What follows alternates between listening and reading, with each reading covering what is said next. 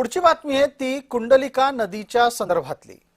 कुंडलिका नदीच्या खाडीमध्ये चक्क शिडाच्या होड्यांची स्पर्धा झालेली पाहायला मिळाली। शिडाच्या होड्या सध्या कालबाह्य होत असल्या तरी भूतकाळात आपल्या नौकानयनाचा इतिहास त्या निश्चितच सांगत असतात। शिडाच्या कालबाह्य झालेल्या होड्या या स्पर्धेमध्ये उतरवून त्यांचं महत्त्व टिकवणं आणि पुढच्या पिढीला ते सांगणं याच्यासाठी ही स्पर्धा आयोजित करण्यात आली होती। कोळी समाजाकडून विविध शिडाच्या होड्या रंगीबेरंगी पताकांनी सजवून या स्पर्धेमध्ये उतरवल्या गेल्या।